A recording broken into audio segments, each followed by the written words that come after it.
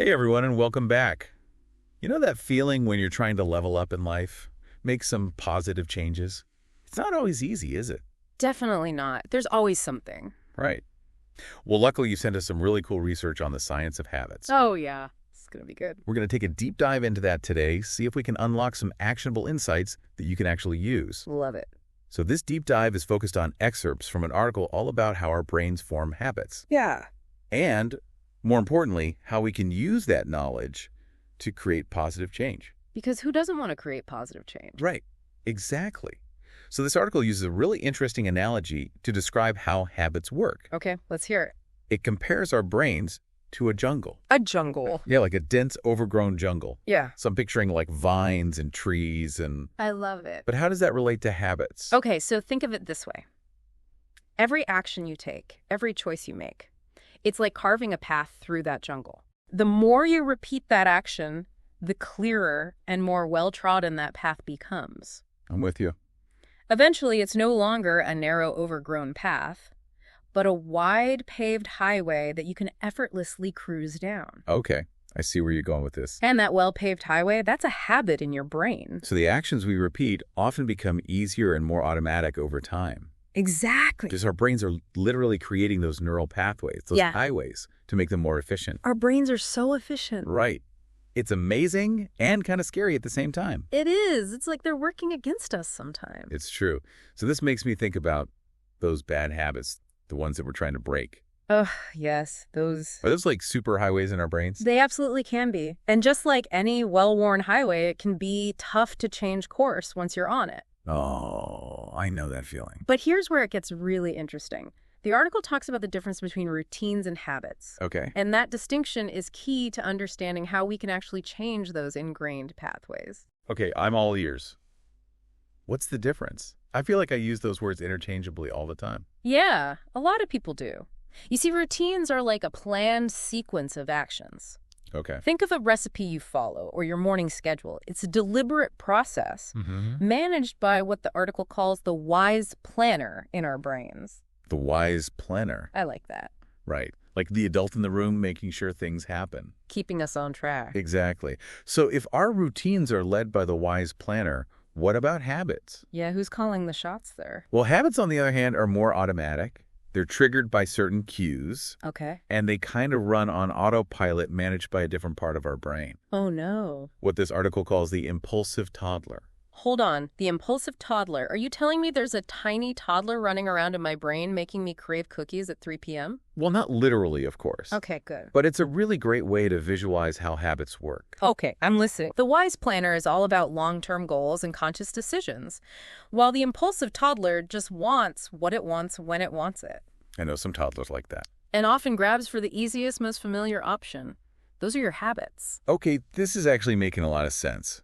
So if I'm trying to build better habits, I'm essentially trying to train my inner toddler to make healthier choices. That's a great way to put it. You're teaching them to reach for the broccoli instead of the cookies. Well, that's a challenge, but I'm up for it. And that's where understanding the role of triggers comes in. Okay, triggers. Fill me in. The triggers are like the cues that tell your impulsive toddler, okay, it's time for this habit. So it's like a signal. Exactly. It could be a specific time of day, a location, a certain feeling, anything that consistently precedes the habitual action. So like if I wanted to start a habit of reading every night before bed, Yeah. could I use the act of getting into bed as a trigger?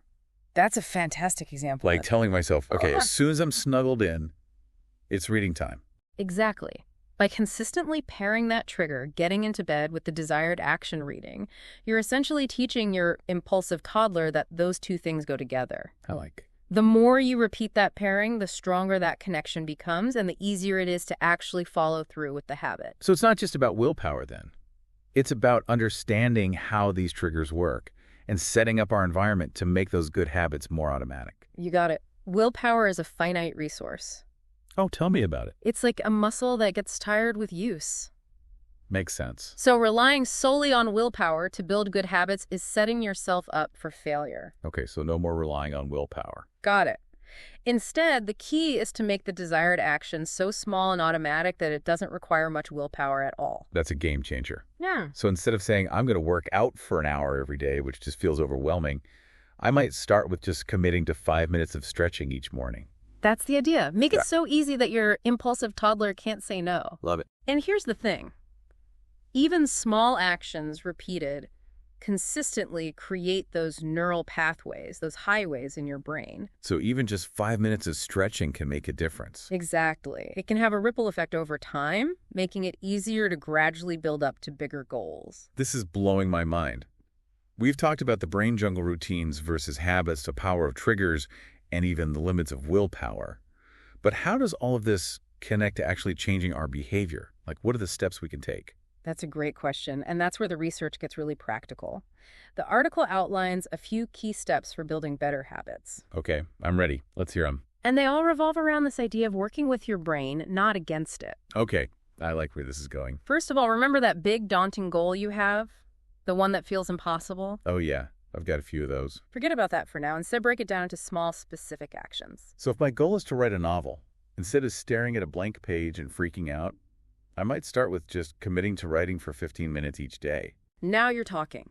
By making the actions small and specific, you're removing the friction, making it easier for your impulsive toddler to get on board. Less resistance. More action. I like it. Exactly. Now, what do you think comes next? Well, if we're trying to train our inner toddler, it seems like we need to be consistent. You're on the right track. So maybe the next step is to figure out a specific time and place to do this new action. Yes.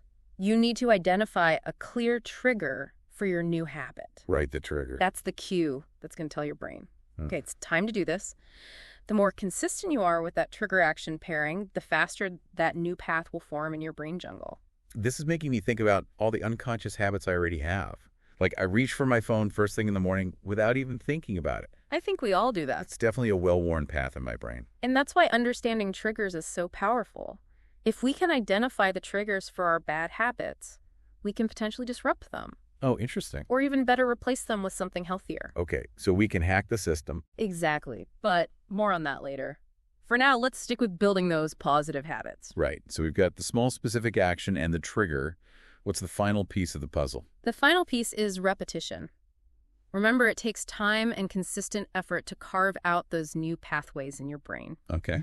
The article mentions it can take anywhere from 15 to 250 days to truly solidify a new habit. 250 days. Wow, that's a long time. It is, but it's also reassuring to know that even small changes repeated consistently can lead to big results eventually. So patience is key. Absolutely. Yeah. And here's a bonus tip from the article. Try to make the new habit enjoyable. Okay, that I can get behind. It's much easier to stick with something you actually look forward to. Right. So if I'm trying to make exercise a habit, I could find a workout buddy who makes it fun. Or listen to my favorite music while I'm working out. Or even reward myself with a healthy smoothie afterward. Exactly. It's all about finding what works for you and making those healthy choices the more appealing ones. This is eye-opening. So it's not about white-knuckling our way to a new you. It's about understanding how our brains work and using that knowledge to create a system that sets us up for success. Well said. And speaking of working with our brains, the article also touches on how this applies to those less desirable habits we might have. You know, the ones we're trying to break. Oh, you mean like mindlessly scrolling through social media? That's one. Or hitting the snooze button 5 times every morning? Another classic. Those are some well-worn paths I'm sure we'd all love to reroute. Absolutely. Yeah. So how do we do that? How do we actually break those bad habits? Well, what's fascinating is that if we can use triggers to create good habits, we can also use that knowledge to break those bad ones. It's all about understanding how those impulsive toddlers in our brains operate. And maybe, just maybe, we can learn to outsmart them. Okay, now you've really got my attention. So if I can figure out what triggers my bad habits, like my urge to grab a cookie every afternoon, I can actually change that behavior. Like, for real. That's the idea. You know, this specific article we're looking at doesn't go too deep into breaking bad habits. Yeah. But it does make one thing super clear. Understanding those triggers is the most important first step. Once you know what sets off that impulsive toddler in your brain, you can actually start choosing a different path. Start taking back control. So let's say my trigger for that cookie is seeing the empty cookie jar on the counter. Could I just remove the jar completely? Like, would that work? Well, Or maybe replace it with something healthier, like a bowl of fruit. now you're thinking like a habit hacker. That's exactly the kind of rewiring we're talking about. You're literally changing the landscape of that jungle in your brain, creating a new path that leads to a better outcome. And it might sound overly simplistic, but trust me, those small changes, they really add up. It's like putting up a detour sign on that cookie highway, redirecting traffic to a healthier destination. I love that analogy. And the more you reinforce that new path, the weaker that old cookie craving becomes. It's like those overgrown jungle paths. If you stop using them, they just disappear. Okay, so we've talked about routines, which are those planned actions, and we've got habits, which are the automatic ones. Mm-hmm. And then there are the triggers, those cues that set our habits in motion. Right. But where does willpower fit into all of this? We've always been told to just try harder, be more disciplined. Why doesn't that seem to work? I'm going to throw that right back at you. How well has that just try harder approach worked for you in the past, honestly? Let's just say my track record with New Year's resolutions is nothing to write home about. Exactly. And the research backs that up. Willpower isn't some unlimited resource we can tap into whenever we feel like it. It's more like a muscle that gets tired with use. This article is very clear about that. Relying solely on willpower to build good habits is a recipe for failure. You're basically setting yourself up for a losing battle. So are you saying that instead of trying to force ourselves to change through sheer willpower, we should be focusing on making those good habits as easy and automatic as possible, like removing the need for willpower altogether? You've got it. It's about working smarter, not harder. Remember those small, specific actions we talked about? The trick is to make them so tiny, so seemingly insignificant, that they barely require any willpower at all. Okay, so instead of saying, I'm going to work out for an hour every day, which honestly just makes me want to crawl back into bed, I might start with committing to just 5 minutes of stretching each morning. Something so easy, it feels silly not to do it. Exactly. And because it's such a tiny commitment, you're way more likely to actually do it, which means you're reinforcing that positive loop, building that new path in your brain jungle, one tiny step at a time. As that new path gets stronger, those 5 minutes could turn into 10, then 15, and so on. It's like we build momentum. Exactly. It's all about those small wins, those tiny steps in the right direction. They really do add up, not just in terms of the actual progress you make, but also in building your sense of self-efficacy, that belief that you actually can't change. And that belief is so powerful. This is such an empowering way to think about it. It's way more encouraging than beating ourselves up for not having enough willpower. I love this idea of understanding how our brains work, and then using that knowledge to create a system that really sets us up for success. Precisely. And it's super important to remember that this is a journey, not a destination. There will be bumps in the road. There will be days when you fall back into those old patterns. That's totally normal. It's all part of the process. The key is to keep learning, keep experimenting, and keep finding what works for you. This has been so incredibly helpful. We've covered so much. The difference between routines and habits, the power of fours, triggers the myth of willpower. We even touched on breaking bad habits. But I have one question that keeps popping up. You know how you mentioned that it can take up to 250 days to form a new habit? Yeah, that's a long time. That's a really long time. So how do we stay motivated? How do we not get discouraged when we feel like we're not seeing those results fast enough? What are some of the things that help us stick with it, even when it gets really hard? That's such a great question. And I think it all comes back to having a realistic understanding of how habits actually work. Change doesn't happen overnight, but it does happen. Okay, I'm ready to hear this. Yeah. How do we shift our mindset to embrace that longer timeline? Well, first of all, remember that change happens gradually. It's like that jungle analogy we keep coming back to. You don't carve out a highway overnight. It takes consistent effort over time, and that can be frustrating if you're expecting instant results. But if we can shift our focus away from that end goal and start appreciating the process itself, it becomes way less daunting.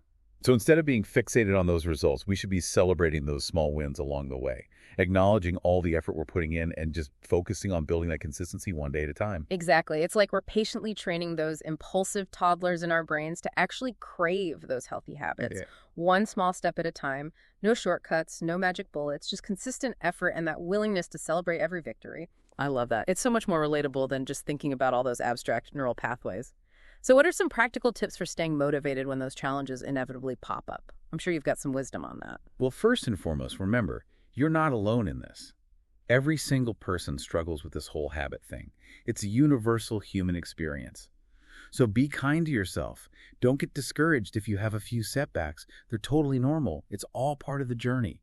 In fact, sometimes setbacks can be valuable learning opportunities. That's so reassuring to hear. What else? Any other tips for navigating those inevitable bumps in the road and coming out even stronger? The article we're looking at really emphasizes the importance of making those new habits enjoyable. And I think that's so crucial for staying motivated. If you're dreading something, you're way less likely to stick with it. So find ways to make it fun, or at least a little less dreadful. Like if you're trying to make exercise a habit, maybe find a workout buddy, someone who makes it fun. Or listen to your favorite podcast while you walk or run, or even just treat yourself to a relaxing sauna session afterward. Love it. It's all about finding those little things that make the healthy choice the more appealing one, turning it into something you actually look forward to, not just another dreaded item on your to-do list. Exactly. Another helpful tip is to track your progress.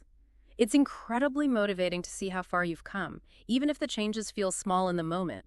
You could use a habit tracker app, a simple journal, or even just a calendar to mark off the days when you successfully complete your new habit. Seeing those streaks grow can be a surprisingly powerful motivator. That's such a good point. It's so easy to get caught up in the day-to-day and lose sight of the bigger picture. Tracking your progress helps you stay focused on those long-term goals, and it reminds you that even those small actions can really add up to significant change over time. You got it. And finally, don't forget to celebrate your successes, no matter how small they seem. Give yourself credit for all the effort you're putting in and acknowledge those positive changes you're making in your life. I love that. It's so easy to be hard on ourselves. But celebrating those wins, even the tiny ones, can make a huge difference in staying motivated and just feeling good about the journey. It's like we're giving those inner toddlers a high five for making those healthy choices. Absolutely. And remember, it's not about perfection. It's about progress, one step at a time. Now, before we move on, I'm curious to hear your thoughts on something that really struck me while I was reading this article. The main focus is all about building new habits, but it doesn't go into much detail about breaking existing ones. And, while understanding triggers is absolutely crucial for both, I think there's a lot more to unpack when it comes to disrupting those negative patterns we've already established. It's not always as simple as just identifying and removing the trigger. Okay, now you've got me intrigued. What do you think we're missing when we focus solely on the triggers of our bad habits? What's the missing piece of the puzzle? Well, what if we shifted our perspective a little? Instead of thinking of those bad habits as just mindless actions, we started seeing them as attempts to meet certain needs, even if those needs are being met in ways that aren't really healthy or helpful in the long run. That's a really interesting way to look at it. You're saying that maybe my afternoon cookie craving isn't just about wanting a sugar rush. Right. It could be something deeper than that. It might be about seeking a little comfort or taking a break from the stress of the day. Exactly. Those bad habits are often our brain's way of trying to tell us something. It's like that impulsive toddler trying to communicate a need, but just not knowing how to do it in a healthy way. So instead of just trying to ignore those cravings or power through them, we should be getting curious about what's driving them in the first place. That's a great way to approach it. Get curious about what that deeper need is, and then you can start brainstorming healthier, more sustainable ways to meet that need. It's like finding a more fulfilling path through that jungle. A path that leads to genuine satisfaction, not just a quick fix. I like that. And think about how this applies not just to our own personal habits, but also to those larger societal habits. The patterns of behavior that we've collectively ingrained over time. Ooh, like what? Well, think about our reliance on single-use plastics, our addiction to social media, all those things that are so ingrained in our culture. What if we applied this same approach to those issues? So you're saying we could use this understanding of needs and triggers to address those bigger societal problems? Absolutely. What if we got curious about the needs that those habits are trying to meet, and then brainstorm some more sustainable, more equitable solutions? We could potentially create a world that's healthier, happier, and more sustainable for everyone. That is mind-blowing. It's like taking this whole concept of habit formation and using it as a tool to make positive change on a global scale. Our brains are powerful things. That's for sure. And I think the biggest takeaway here is that we're not helpless when it comes to our habits. We have the power to understand them, to shape them, and to use them to create the lives we want and the world we want. It's not always going to be easy, but it's absolutely possible. This has been such an inspiring conversation. We've learned so much about how our brains work, how habits are formed, and the power of small, consistent changes. It's been fun. But before we wrap up this deep dive, I have to ask for one final piece of advice. What would you say to someone who's just starting out on their habit-building journey? I would tell them to be patient with themselves and to stay persistent. Building new habits takes time and effort. There will be ups and downs along the way, but as long as you keep showing up, keep practicing, keep learning, you will get there. Don't let those inevitable setbacks discourage you. They're just part of the process. That is such great advice. And remember, everyone Even small changes repeated consistently can lead to amazing transformations over time. So choose one habit you want to work on, start small, be patient, and enjoy the journey. You've got this. Remember, you have the power to shape your life one habit at a time. This has been another fantastic deep dive. We hope you've gained some valuable insights to help you on your own habit-building journey.